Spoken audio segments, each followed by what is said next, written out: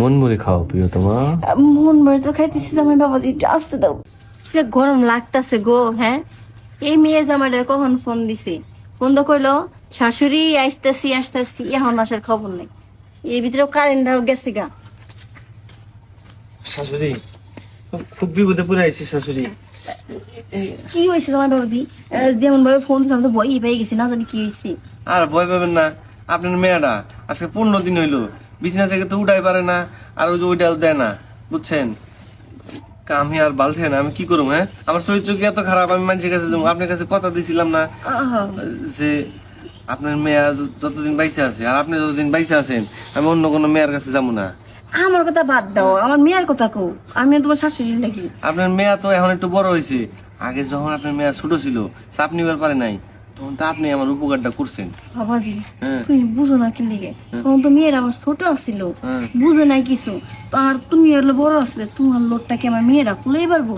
এর লিগে নয় আমি চুপি চাপি একটু তার ঠেয়ে ফেলে তোমার দিছি। এর লিগে কি এখন তুমি কও নাকি? এখন এখন দিবেন না? এই যে 15টা দিন ধরে অসুস্থ হয়েছে, এই যে আমি আমার জিনিসটা আটকে রয়েছে, একটু দেন না। আপনার মেয়ের জামাই তো বিপদে পড়ছে, বুঝেন না কে? মেয়ের জামাই বিপদে পড়ছে তো কি হয়েছে? তুমি এখন যেটা কইতেছ এটা সম্ভব না। আমার মেয়ে হারা অনেক বড় হয়ে গেছে, ও এখন তোমার লোট নিয়ে পারে। এখন যদি আমি এগুলা করি তাহলে আমার কি গুণা টুনা হইব না? আচ্ছা, লোড নিয়ে আবার, এটা তো আগের কথা ছিল। এটা 15 দিন আগে থেকে তো এখন তো আর লোড নিবার পারে না, অসুস্থ। কারণ আপনি আগে যেটা করছেন ওটা একটু করেন না আমারা। না দেব, করেন না, আমি থাকা পারতেছি না, আমার খুব কষ্ট হইতেছে। কি যে করি। আগে সবার ভিতরে আবার নিয়ে যেতে চাও, কইছিলাম ভালো হয়ে যাম, তা তোমার দেহে আর ভালো হয়ে পড়লাম না। তার ভিতরে তোমার শ্বশুরটা না একটু নর্মাল হয়ে গেছে, তো আগের মতো আর কাজ কাম করা পারে না। পারবো কেমনি?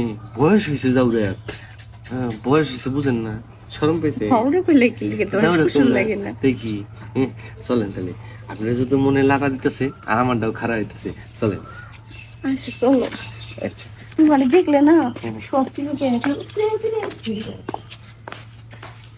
কতদিন পর পানিটা বাইরেবো আমার শাশুড়ির কাছে। হ্যাঁ, এই শাশুড়ি শাশুড়ি শব্দটা কইও না তো। তাহলে কি কম প্রিয়তমা?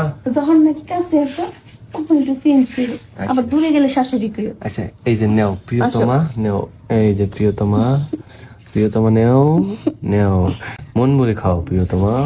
মন ভরে তো খাইতেছি জামাই বাবাজি, একটু আসতে দাও, ব্যথা পাইতেছে। এই রে, জংটা ছুটছে। কি উপকারটা যে করলেন শাশুড়ি। হ্যাঁ? খালি তোমার উপকার হইলো নাকি, আমারও কিন্তু সে উপকার হইলো। কিন্তু কইলাম তোমার শ্বশুরটা একটু নর্মাল হয়ে গেছে, আগের মতো কাজ কাম পারে না, পানি সেই জুম ছিল, আজকে ক্লিয়ার, ওই শরীরটা একদম পাতলা হয়ে গেল। আমি চাই আপনি মেয়ের কাছে